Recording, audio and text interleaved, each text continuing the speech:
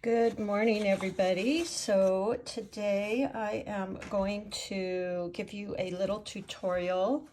As I've been hiking, I'm seeing a lot of this lupine. This month is February, and that is their month to bloom. So I just think they are so beautiful with all the different colors. This is one I painted as a practice before I walk through this with you. So you can see all these beautiful colors. The colors I'll be using today are going to be, they're all Winsor Newton, and this one is magenta, which is one of my favorite colors. If you follow me, you see me use that a lot. Violet, I put this one on there and decided against it, so disregard that one. And Prussian blue, which is also a favorite of mine because it's so vibrant. So I like that one as well. So those are basically the three colors I will be using. I will be using some greens in the leaves. And my favorite go-to is this olive green. So I'll be using that. It's kind of a deeper, I don't know, the word that comes to mind for me is like this musky. I don't even know if that's a color description, but I like that. And then I mix it with a sap green. So the sap green is a little bit brighter, and I kind of like that too, so I go in between the two. I will add just a touch in the tips of the flowers. As you see here, I've used some green, kind of both of those greens, sap green and the olive green, and then I just have barely a touch of cad yellow. So I will use a little bit of that cad yellow as well, which is right here. So these are all the colors that I'll be utilizing today in the painting. These are pretty common colors, and again, I use Winsor Newton.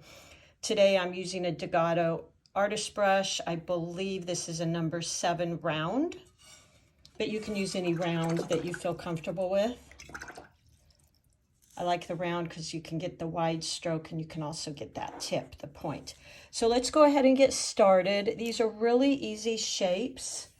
What I kind of wanted to do is, well, I'll do it in the painting. So we want to use a little bit of the side of our brush to get this wide area and then bring it down and lift up to get that tip. So let's go ahead and start. Lupines kind of tend to go fat at the bottom and skinnier at the top. So that's what we're going to do here. By the way, if you notice, my palette has these daisies on it. This is a custom palette by Mist Ceramics. I love her palettes. I actually have several. So let's go ahead and get started. So let's go on the bottom here, and we're going to use the side of our brush and then come to a point and just kind of let it do its own thing. I don't like to be too structured here. If you know me, you know that's kind of my thing. So let's just make these. You can also go from the tip and get thicker, tip and get thicker, kind of like this. We're going to mix them. I like to use quite a watery consistency in my paints. You can see here, you can really move the paint around easily. That's how I know I have enough water for me. You may like to use your paint a little more opaque, and that's perfectly fine as well. So I'm going to start using a little bit of the purples.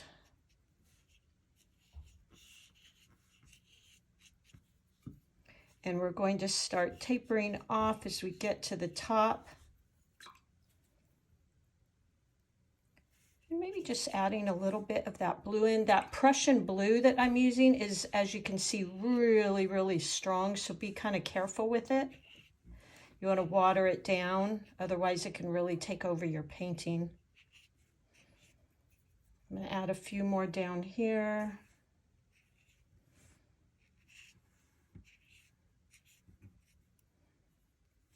So just playing with it, kind of letting, you know, be the judge of it yourself. Now what I'm going to do is I'm going to go in here with a little bit stronger paint, so a little bit less water, but still very movable. That's important in watercolors. You want the paint to move. And just go in and do a few more here. Okay. Then as you get to the top, what I noticed in the lupine is they have a lot of green in the top. So I'm going to just add that with a little bit of this yellow mixed in. And then start drawing the stem. Kind of follow down from each of these leaves. Now I'm mixing my greens. As you can see, this is more of an olive green. Now really, I would have liked to have left a little bit more space at the bottom for that stem.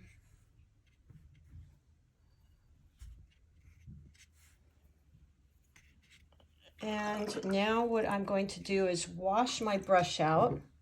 Now, as I always tell you, let me show you because it's really important. Have a dirty water, sorry, I know that's really close up, to clean your brush, and then always have a rinse water to rinse, because watercolors are so transparent. If you don't do a good rinse, you're going to carry over whatever color you were using. So I'm going to clean that one up a little bit, just soak up some of that. There we go. Okay, now I'm going to go in the background with just a very faint bit of color. And I'm just going to add in some so they look like they're kind of in the background there. You can also just do this with water. See, that was mostly water. And what that's going to do is give you that feeling that there's some in the background.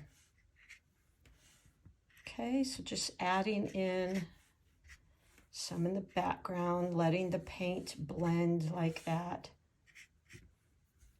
Okay. So there you go. There's that lupine. I think this is such a beautiful flower. I love it every time I see it blooming. I'm going to add just a tiny bit more of that yellow at the top. Maybe just a little bit more green here and there. Lupines have these long, slender leaves, so you can add some of those. So there you go. The last little touch, since I have a few more minutes here, is you can always go in, pull out a little bit of color here and there. Again, be careful with that blue. It's really strong and vibrant. And be careful, I tend to sometimes overwork my paintings. Once you're kind of happy with it, just stop.